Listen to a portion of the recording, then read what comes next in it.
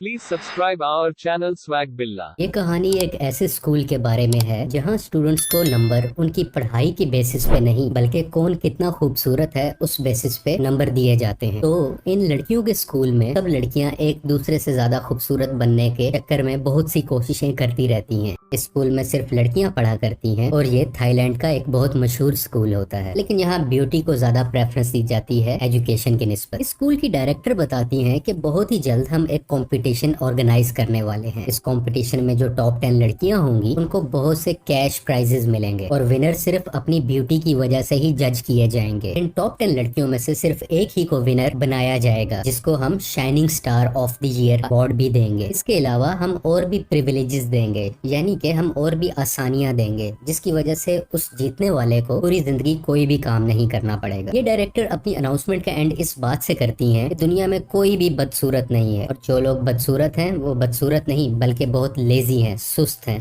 अगले दिन एक न्यू स्टूडेंट इस स्कूल में आती है जो दिखने में काफी इनोसेंट भी है। तेज हवा चलने की वजह से एक तेजदार पत्ता उड़ता हुआ उसके चेहरे से होके गुजरता है, जिसकी वजह से उसके चेहरे पे एक कट लग जाता है। ये इनोसेंट लड़की सोच के तो आई थी कि वो एक दिन विनर बनेगी, लेकिन इस निशान के साथ अब बहुत मुश्किल लग रहा है कि वो इस कंपटीशन की विनर बन सकती है। इसी के साथ हम एक और लड़की को देखते हैं जिसका नाम यिंग होता है। अगर ब्यूटी चार्ट की बात की जाए तो इसका रैंक 10th नंबर पे होता है, यानी ये तमाम खूबसूरत लड़कियों में से 10th नंबर पे इस वक्त इसको रैंक किया जा रहा होता है। जब वो अपने स्कूल के कॉरिडोर से जा रही होती है तो उसके दूसरे क्लास फेलोज उसकी पिक्चर्स ले रहे होते हैं और सब उसकी ब्यूटी की तारीफ कर रहे होते हैं। नई आने वाली स्टूडेंट इनोसेंट लड़की जब क्लास में एंटर होती है तो टीचर जिंग को कहती है कि तुम इसे अपने पास बिठाओ और इसको बाकी लोगों से भी इंट्रोड्यूस करवाओ ताकि ये सब में घुल मिल सके। इसलिए जिंग भी इस नई स्टूडेंट को वेलकम करती है और स्माइल करते हुए उसे अपने साथ बिठाती है, लेकिन कहीं ना कहीं वो सोच रही है कि ये नई स्टूडेंट उसकी फ्रेंड है या उसकी दुश्मन है, क्योंकि ये भी खूबसूरत थी और खूबसूरती को लेकर सबके दरमियान बहुत कंपटीशन था और कहीं ना कहीं जेलेसी भी थी। ये चीज जिंग को बहुत अनकंफर्टेबल कर रही थी, लेकिन जब उस लड़की के चेहरे पे वो निशान देखती है तो काफी खुश हो जाती है, क्योंकि उसे पता था अब ये नई लड़की कहीं से भी उसका मुकाबला नहीं कर सकती, क्योंकि उसने अपने फेस को खराब जो कर लिया था। क्लास अटेंड करने के बाद जिंग इस नई लड़की को एक बहुत बड़ी बिल्डिंग में लेके जाती है जिसको टॉप 10 टॉवर कहा गया है। वो बताती है कि ये बड़ी बिल्डिंग सिर्फ उन्हीं लड़कियों के लिए है जो टॉप 10 ब्यूटी लिस्ट में आती हैं, यानी कि खूबसूरती की रैंकिंग में जो टॉप 10 लड़कियां हैं सिर्फ वही इस बिल्डिंग में जा सकती हैं। इस बिल्डिंग की खास बात यह है कि यहाँ बहुत टेस्टी फूड मिलता है, बहुत ज्यादा एक्सपेंसिव मेकअप होता है और लग्जूरियस लाइफस्टाइल लोग गुजारते हैं, यानी बहुत ही आसानी से हर चीज इन्हें यहाँ पे प्रोवाइड होती है, जबकि ये फैसिलिटीज स्कूल की बाकी लड़कियों को नहीं है जो इस रैंकिंग में नहीं आती है। इसके अलावा ये भी पता चलता है कि हर स्टूडेंट को कोई ना कोई रैंक मिल रहा होता है जो हर मिनट हर सेकंड में चेंज हो रहा होता है। अगर किसी के भी फेस पे कोई चोट लग जाए या किसी भी वजह से खराब हो जाए तो उसका रैंक एकदम से नीचे गिर सकता है। और एक एप्लीकेशन भी है जहां तमाम स्टूडेंट्स अपना रैंक देख सकते हैं कि किसका रैंक ऊपर नीचे जा रहा है। इस बड़ी बिल्डिंग का एक रूल ये भी है कि जो टॉप 10 ब्यूटीफुल गर्ल्स हैं वो अपने साथ एक फ्रेंड को भी अपने साथ अंदर लेके जा सकती हैं। इसलिए जिंग इस नई लड़की को अपने साथ जाने की ऑफर करती है। जब ये नई लड़की इसके साथ अंदर जाती है तो आसपास की चीजें देख के बहुत खुश हो रही होती है, क्योंकि उसने ऐसी चीजें जिंदगी में पहले कभी नहीं देखी होती। वो जिंग का शुक्रिया भी अदा करती है कि तुमने मुझे अपॉर्चुनिटी दी यहाँ पे आने के लिए, तुमने मुझे मौका दिया, मैं इस बात को जिंदगी भर नहीं भूलूंगी। बातों के दौरान जिंग इस नई लड़की को बताती है कि अगर तुम मेरी फ्रेंड ना होती तो तुम यहाँ कभी भी ना आ सकती। और ये नई लड़की उसको कहती है कि जिंग तुम बहुत डाउन टू अर्थ हो, लेकिन रियलिटी कुछ और ही है, क्योंकि जिंग एक ऐसी नेचर की लड़की है कि वो टॉप 10 रैंकिंग में रहने के लिए कुछ भी कर सकती है। बातों के दरमियान ये नई लड़की चॉकलेट खाने लगती है, जिसको देख के जिंग का भी दिल करता है कि वो भी चॉकलेट खाए, लेकिन वो अवॉइड कर रही होती है क्योंकि उसे डर लगता है कि अगर मैंने चॉकलेट या मीठा कुछ खा लिया तो मेरा वेट बढ़ जाएगा, जिस वजह से मेरा ब्यूटी स्कोर कम हो सकता है। लेकिन जब वो नई लड़की इंसिस्ट करती है कि कोई बात नहीं खा लो तुम, तो वो उसके कहने पे छोटा सा बाइट ले ही लेती है। उसी वक्त वहाँ पे एक और लड़की आती है जिसका नाम चोम्पू होता है। अब ये चंपू वो लड़की है जो काफी अरसे से जिंग की दोस्त रही है और इस इनोसेंट लड़की के आने से पहले हमेशा चंपू ही जिंग के साथ इस टॉवर में यानी कि इस बड़ी बिल्डिंग में आया करती थी। लेकिन आज जिंग चंपू को नहीं बल्कि उस नई इनोसेंट लड़की को अपने साथ ले आई है। इस बिल्डिंग का रूल था कि टॉप 10 रैंकिंग वाली लड़कियां सिर्फ अपने साथ एक ही इंसान को लेके आ सकती हैं, जबकि यहाँ पे 2 लड़कियां हो चुकी। और इस बिल्डिंग के वर्कर्स चंपू को दोनों हाथों से पकड़ के इस बिल्डिंग से बाहर ले जाने लगते हैं। चंपू बहुत रोकने की कोशिश करती है, लेकिन जिंग ने एक किस्म का वहाँ पे उसको डिच कर दिया था, यानी एक किस्म का इग्नोर ही कर दिया, जिस वजह से चंपू काफी सैड भी हो जाती है। जब उसको बिल्डिंग से बाहर निकाल दिया जाता है तो जिंग बात करती है, मुझे चंपू पे बहुत तरस आता है क्योंकि उसका नाक बहुत ज्यादा बुरा है, उसका माथा बहुत बड़ा है और वो बातों में मुझे हर वक्त तंग ही करती रहती है। ये सुन के वो नई स्टूडेंट जिंग को गौर से देखने लगती है और उसे अंदाजा होने लग जाता है कि जिंग ऐसी पर्सनैलिटी की बंदी है जो सिर्फ खुद को सुपीरियर समझती है और दूसरों को कमतर समझती है, और ये सिर्फ इसलिए कि वो खूबसूरत है। बाकी सब उसे रद्दी की तरह लगते हैं, बाकी सब उसे लेस वैल्यूएबल फील होते हैं। इसी दौरान एक बेल की आवाज आने लगती है और हमें दिखाया जाता है इस टॉप 10 रैंकिंग में जो नंबर 1 रैंकिंग पे लड़की है वो सीढ़ियों से नीचे उतर रही है और उसको बिल्कुल वैसा ही प्रोटोकॉल दिया जा रहा है जैसा किसी एक क्वीन को दिया जाता है। ये नई लड़की जिंग को अच्छा फील करवाने के लिए कहती है कि तुम भी इतनी खूबसूरत हो जितनी वो टॉप 1 रैंकिंग वाली लड़की है, तो इस साल तुम ही कॉम्पिटिशन जीतोगी और इस साल की क्वीन तुम ही बनोगी। जिंग उस लड़की को कहती है कि तुम इन बातों को छोड़ो, तुम अपना फेस तो उस ऐप में स्कैन करो, मुझे भी तो पता चले तुम्हें कौन सा रैंक मिलता है। नई लड़की अपनी शक्ल को उस ऐप में स्कैन करती है तो उसको 11th रैंक मिलता है, यानी 11वां नंबर मिलता है। ये देख के जिंग के तो होश ही उड़ जाते हैं क्योंकि उसकी नई बनने वाली दोस्त 11वें नंबर पे थी, यानी कि जिंग 10वें नंबर पे थी और नई दोस्त 11वें नंबर पे। तो ये परेशानी उसके चेहरे पे देखी जा सकती है क्योंकि जो उसकी दोस्त है वो उसकी बहुत बड़ी दुश्मन भी है, क्योंकि किसी वक्त भी रैंकिंग चेंज हुई तो जिंग नीचे आ सकती है और ये नई लड़की यानी कि नैनो ऊपर जा सकती है। जिंग वैसे तो उसे कॉन्ग्रेचुलेट कहती है कि मुबारक हो तुम्हें, लेकिन परेशानी उसके चेहरे पे साफ दिखाई दे रही है। अगले दिन जिंग जब सो के उठती है तो वो शीशे में देखती है कि उसके नाक पे एक पिंपल आ गया है। वो बहुत परेशान हो जाती है और जब ऐप में जाके अपनी रैंकिंग देखती है तो वो 11वें नंबर पे आ चुकी होती है, जबकि उसकी नई दोस्त जिसका नाम नैनो है वो 10th रैंकिंग पे जा पहुंचती है। वो उंगलियों की मदद से अपने पिंपल को ठीक करना चाह रही होती है, लेकिन इसकी सिचुएशन और भी ज्यादा खराब हो जाती है। और जब वो स्कूल पहुंचती है तो वही लड़कियां जो उसकी पिक्चर्स लिया करती थी, इसकी तारीफ किया करती थी, वही सब इस पे हंसने लगी है, उसका मजाक बनाने लगती है। तुम्हारा नाक तो लाल दिख रहा है। और जिंग का मूड और भी ज्यादा ऑफ होने लग जाता है जब वो देखती है कि उसके साथ रहने वाली लड़कियां उस नई लड़की नैनो के साथ फिर रही हैं, उसके आसपास बैठी हुई हैं और उसकी तारीफ किए जा रही हैं। और जब ये उन सब के पास जाती है तो सब लोग जो बातें कर रहे थे वो एकदम से खामोश हो जाते हैं। जब ये उनके साथ बैठती है तो वहाँ पे देखती है कि नई लड़की ने एक कपड़ा बांधा हुआ है और ये कपड़ा सिर्फ उन्हीं को मिलता है जो टॉप 10 रैंकिंग में लड़कियां हुआ करती हैं। तो देख के वो काफी जेलस तो होती है, लेकिन वो वहाँ पे कहती है कि मुझे परवाह ही नहीं है इस रैंकिंग। वहाँ पे एक लड़की जिंग को कहती है कि क्या तुमने कोई मीठी चीज तो नहीं खाई थी जिस वजह से तुम्हें पिंपल आ गए। फिर उसको याद पड़ता है कि उस नई लड़की ने मुझे लास्ट डे एक चॉकलेट दी थी, कहीं उसने जानबूझ के तो मुझे ऐसे नहीं दी थी कि मैं अगली दिखने लग जाऊं और मेरी रैंकिंग डाउन हो जाए। उसको कहीं ना कहीं नई लड़की यानी नैनो पे शक होने लगता है। अब लंच ब्रेक का टाइम हो जाता है और जिंग अपनी डेली रूटीन के मुताबिक बड़ी बिल्डिंग में खाना खाने के लिए जा रही होती है, क्योंकि वो भूल चुकी थी कि वो अब टॉप 10 रैंकिंग में नहीं है।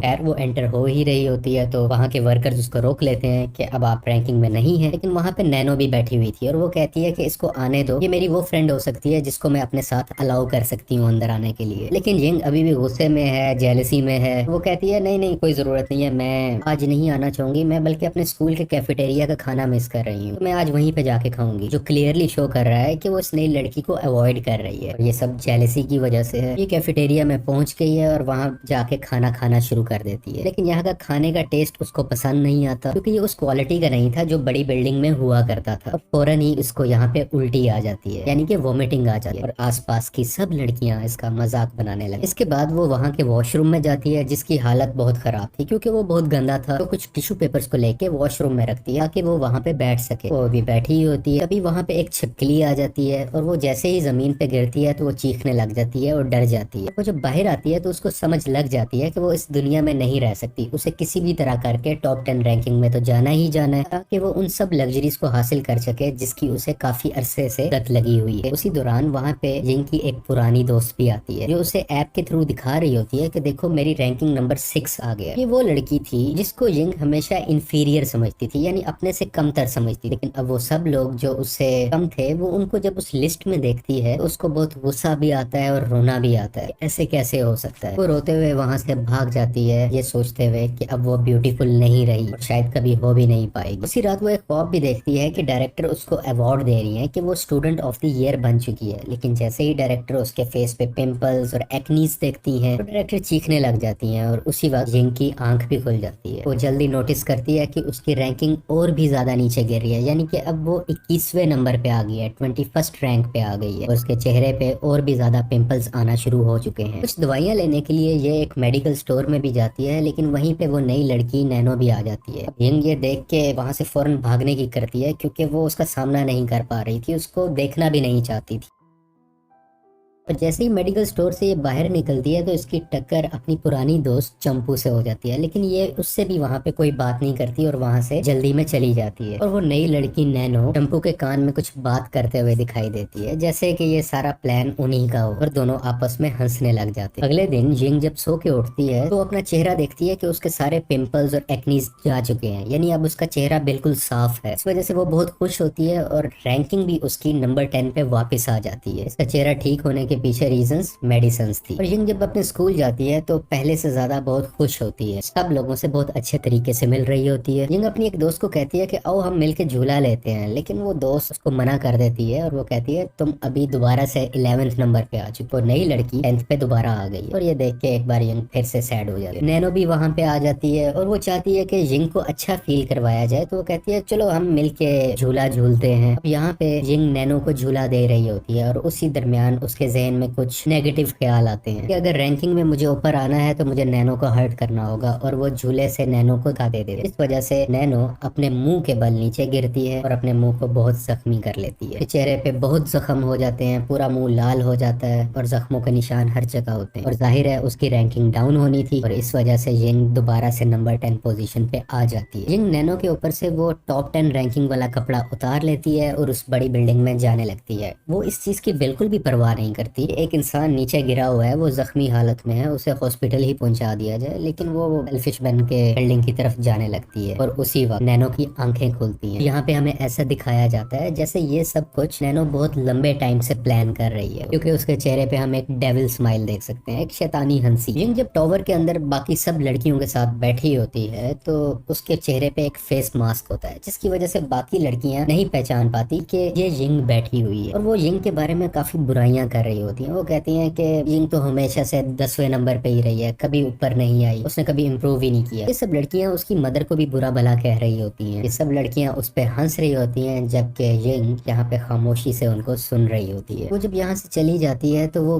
भी बहुत गुस्से में होती है और वो कहती है कि मैंने उन सब से बदला लेना है, उनकी हिम्मत कैसे हुई ऐसी बात करने की। वो सबके साथ कुछ बहुत बुरा करना चाहती है। वो प्लान कर लेती है कि मुझे किसी भी तरह करके इस बार shining star of the year मुझे ही बनना है। और अपना बदला लेने के लिए वो एक लड़की के पास जाती है और उसके ऊपर एक जंगली बिल्ली छोड़ देती है, जिस वजह से वो जंगली बिल्ली उसको काफी पंजे मारती है और उसका सारा चेहरा और बॉडी खराब हो जाती है। इसका मतलब ये हुआ कि वो अब वो ब्यूटीफुल नहीं रही और वो रैंकिंग से नीचे गिर जाती है। इसके बाद वो दो और लड़कियों की तरफ जाती है और उनके टॉवल पे यानी कि उनके तौलिए पे कीड़ियां जमा करके रख देती है और वो लड़कियां जब अपना तौलिया इस्तेमाल करती हैं तो ये एंट्स कीड़ियां उनको काट के उनको भी बहुत ज्यादा जख्मी कर देती है। ये सब करने के बाद भी उसका बदला ठंडा नहीं हुआ होता और वो बाकी लड़कियों को भी नुकसान पहुंचाना चाहती है। पियानो बजाते हुए सोच रही होती है कि अब मैं कैसे किसको किस तरह नुकसान पहुंचाऊं। वो एक लड़की को बेहोश करती है, ट्रिमर से लेके उसके बाल काटती है, उसके आईब्रोज के बाल भी काट देती है। इसकी वजह से एक और लड़की भी आउट हो जाती है। अब एक और लड़की की बारी आती है। उसको गिराने के लिए जिंग उसकी ड्रिंक्स में कुछ केमिकल्स को मिक्स कर देती है और जैसे ही वो लड़की उस ड्रिंक को पीती है तो कुछ ही वक्त में उसके चेहरे पे बहुत ज्यादा बाल आने लग जाते हैं, यानी कि अब उसका पूरा का पूरा फेस एक हेयरी फेस बन चुका है, बाल ही बाल है उसकी शक्ल पे। इस तरह करते करते उसने टॉप 10 की तमाम लड़कियों को रैंकिंग से आउट कर दिया था, सिवाय जो टॉप 1 पे है। लेकिन वो भी इसके इवल प्लान से कहां बचने वाली थी। तो जिंग उसकी फेस क्रीम में कुछ परमानेंट डाई को मिला देती है, यानी कि पक्के रंग को मिला देती है और जब वो सीढ़ियों से नीचे उतरती है तो हम देख सकते हैं कि वो नंबर 1 रैंकिंग वाली लड़की का चेहरा भी ग्रीन कलर का हो गया है, जिस वजह से उसकी रैंकिंग भी मुकम्मल खत्म हो जाती है, क्योंकि वो अब अगली लग रही होती है और अब वो ब्यूटीफुल कैटेगरी में नहीं आ रही होती। अब उस ऐप को दिखाया जाता है जिसमें रैंकिंग कुछ टाइम बाद बहुत ज्यादा चेंज हो रही है, जिस वजह से कहीं ना कहीं उस ऐप का सिस्टम क्रैश हो जाता है और ग्लिचेस आने की वजह से वो ऐप वक्ती तौर पे बंद हो जाती है। अगले ही दिन जिंग जब स्कूल में आती है तो देखती है कि आसपास कोई भी नहीं है, कोई स्टूडेंट वहाँ पे नहीं है, हर तरफ कूड़ा ही कूड़ा है, टॉपर उड़ते हुए दिखाई देते हैं और उस बड़ी बिल्डिंग की हालत भी काफी ज्यादा खराब है। जब ये बिल्डिंग के अंदर जाती है तो वहाँ पे उसको वही नई लड़की नैनो नजर आती है और उसी वक्त रैंक नंबर 1 पे जो लड़की थी वो भी वहाँ पे आ जाती है। उसने अपने चेहरे पे मेकअप लगाया होता है और अब इन सबको पता चल गया था कि यिंग ही है जिसने सब लड़कियों को किसी न किसी तरह करके नुकसान पहुंचाया और उनकी ब्यूटी को खराब किया। देखते ही देखते रैंकिंग 1 लड़की और यिंग के दरमियान फाइट होने लगती है। लड़ाई के दरमियान फर्स्ट रैंकिंग वाली लड़की का मेकअप रिमूव हो जाता है, जिसकी वजह से उसकी रैंकिंग और ज्यादा नीचे गिर जाती है, जबकि यिंग लड़ाई में काफी ज्यादा जख्मी हो जाती है क्योंकि फर्स्ट रैंकिंग वाली लड़की ने इसको काफी चक मारे होते हैं, काफी बाइट्स किए होते हैं और कई जख्मों के निशान भी इसके चेहरे पे दिखने लगते हैं। लड़ाई खत्म होने के बाद यिंग ऑडिटोरियम की तरफ भागने लगती है कि ये वो टाइम है जब इस साल के न्यू शाइनिंग स्टार को इंट्रोड्यूस करवाना था कि कौन शाइनिंग स्टार बनने वाला है। यिंग इस उम्मीद में होती है, इस होप में होती है कि वो इस बार शाइनिंग स्टार बनने वाली है क्योंकि उस चीज के लिए उसने बहुत कुछ इवल किया, बहुत कुछ बुरा किया। खैर वो जब वहाँ पे पहुंचती है तो विनर को अनाउंस किया जाता है और ये उस गर्ल को दिखाया जाता है जिसको आज से पहले किसी ने भी नहीं देखा था। यिंग यहाँ पे गुस्सा करती है, रिटेलिएट करती है, सबको ऊंचा बोलती है कि ऐसे कैसे हो सकता है, इस लड़की को तो हमने पहले कभी नहीं देखा, ये तो हमारे स्कूल में भी नहीं पढ़ती, तो इसको विनर कैसे बनाया जा सकता है, रिजल्ट को दोबारा बनाया जाए। लेकिन उसी वक्त हमें पता चलता है कि जीतने वाली लड़की कोई और नहीं बल्कि चंपू है। उसने खुद को इतना ज्यादा ट्रांसफॉर्म कर लिया था, अपना वेट इतना लॉस कर लिया था और उसके चेहरे पे इतना ग्लो आ गया था कि उसको विनर करार दे दिया गया। इसी ग्लो और खूबसूरती की वजह से चंपू ही है जो इस कंपटीशन की विनर ठहरी है। यहाँ पे स्पीच में चंपू सबको थैंक यू कहती है, जबकि वो सब टॉप 10 खूबसूरत लड़कियां हैं जो ऑडियंस में खड़ी थी, जिनकी शक्लें बहुत बिगड़ चुकी थी, वो जेलिसी में उसको देख रही होती, जबकि वो नई लड़की नैनो दिल से चंपू के लिए खुश होती है। और हमें पता चलता है कि उस दिन जब मेडिकल स्टोर के बाहर इस नई लड़की नैनो ने चंपू के कान में जो बात की थी वो ये कही थी कि मेरा शुरू से ही प्लान ये है कि मैं इन सब लड़कियों को रैंकिंग से आउट कर दूंगी किसी तरह करके। यानी कि